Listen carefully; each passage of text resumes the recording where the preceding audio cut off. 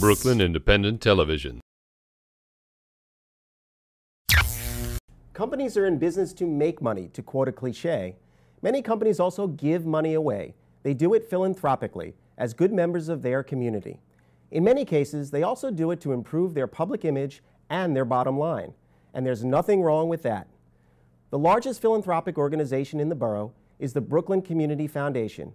And here to tell us how small businesses can give more and maybe get more out of the giving is the foundation's president, MARILYN GELBER.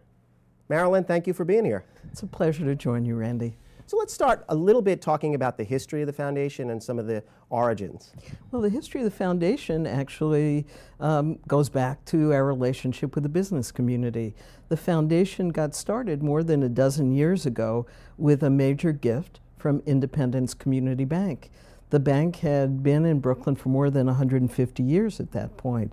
And when the bank decided to become a publicly traded corporation, they did an extraordinary, generous thing because they understood the important role that the business community can play. They literally took 8% of their stock off the table and gave it as a gift to start a foundation for Bklyn. I started that foundation for them in 1998, and then about 2 years ago, we converted that private foundation to become Bklyn's first ever community foundation. And what is the difference between the old foundation and a community foundation? We hear a lot about community foundations. What do they do? Community foundations literally are a philanthropy by a community for a community. It defines a geographic area, in this case Bklyn, and our goal is really to do good here in Bklyn, both by making grants and raising money. A private foundation is essentially, it's this one source funds all of the grants. Now, we're going to make it bigger. Bklyn is going through a moment right now of renaissance and change. Lots of young people have moved here, putting down roots, new businesses are starting, and what we're trying to do is capture some of that energy, some of that pride and love of being in Bklyn, and get people to think about philanthropy, about giving and service to this borough that they love. Let's talk a little bit about why do we need a Bklyn Community Foundation? What's the challenge here? Well, the challenge is to add resources to terribly under-resourced communities. You know, I could give you a whole range of negative stats about Bklyn. You know, there's the cool, hip, new Bklyn, but there's also a Bklyn of poverty. More than 500,000 people in Bklyn live in poverty. We have double-digit unemployment. More than 50,000 young people are neither in school nor have a job. We have more poor seniors than any other borough. Bklyn leads the city in the number of cases of lead-poisoned children. We have more people on food stamps. It goes on. Bklyn has more public housing than any other borough. It's way under-resourced.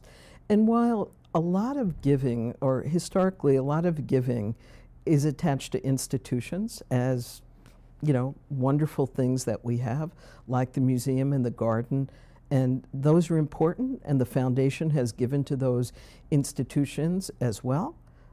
But honestly, the issues around poverty in Bklyn are really pretty severe. We make it easier for you to make sure that your monies go to the most effective nonprofits who are doing great work in the borough. As a nonprofit executive myself, I could certainly appreciate that.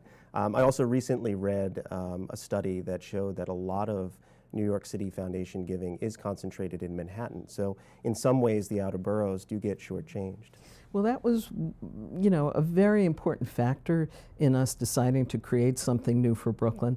In essence, this is a new civic institution, a borough-wide civic institution focused on giving and service. Why?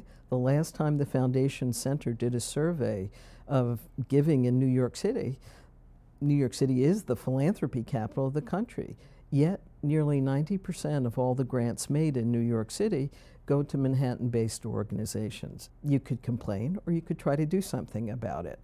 And given that we're from Bklyn and have a particular attitude, we decided that we could do something about it, but only do it with the help of Bklyn people. So Bklyn has gone through this renaissance, particularly in the business community. One thing this show has shown me is that the creativity, particularly on the small business level, is very much alive and well in Bklyn.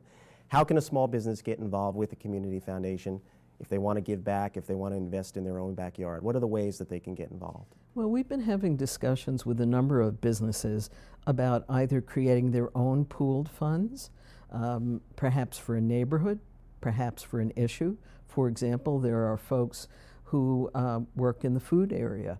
They're interested in promoting good nutrition. They're interested in promoting the creation of additional co-ops around food. And so what we can do through the foundation are create specialized funds, or if there's just one issue that you care about, let's say emergency food, we can help make that connection for you to do some donating either in kind or cash to a needy food pantry in a neighborhood, and you may not even know that it exists, and yet it potentially it could serve thousands of families. So again, as a connector, as a convener, we can really help small businesses who do want to give figure out a good way to direct their giving. And is there a sense that we want to try to tie some of the giving to particular industries?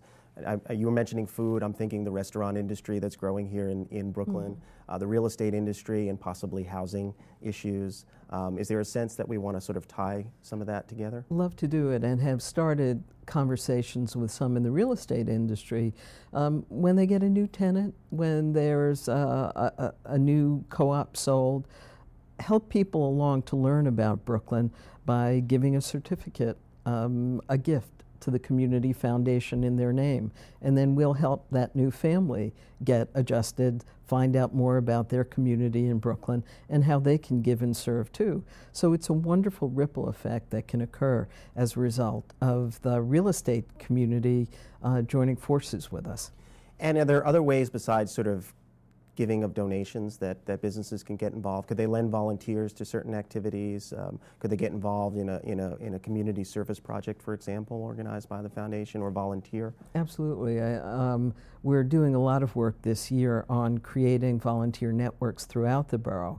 And again, depending on your interest, if it's geography, if it's subject area, we can absolutely connect you with opportunities to give and serve, which don't necessarily involve writing big checks. I mean, our view of philanthropy really is that it needs to be more democratized with a small d. It sounds trite, but I really do believe anyone can be a philanthropist. If we join forces, if we pool resources, we absolutely can do more. So MARILYN, for a small business owner, they certainly want to give, and they certainly see the compelling argument in giving in their own backyard. But when they want to also do it to sort of improve their own standing in the community or their own public relations, what can they get out of it? Well, I think we can do a number of important things for business because we're a borough-wide organization and we have not only websites but other kinds of communication tools. If a small business would partner with us, we would be sure to tell their story because it's really telling the story of community that is a very important factor in what we do. So a business that joins with us, for example, a Bklyn business is going to team up with us over the holiday season. We will not only do online, but there will be posters, there will be all sorts of communication materials built through the foundation working in partnership with the business to help publicize the good investment that a business is making. Business people are smart. They're investing in a business to serve the public. This is just sort of broadening the serving of the public part of it to do things that may be beyond a small business, but which are things that we can do through the foundation. I mean, the business employs people locally, it serves people locally, and if you can somehow extend the reach of your business so that more people learn about you and what you do, both through your good deeds as well as through your good business, I think that's a real win-win for business. Well, I could say that I've benefited from that philanthropy as an executive of Opportunities for a Better Tomorrow, and I want to commend you for the work that you've been doing.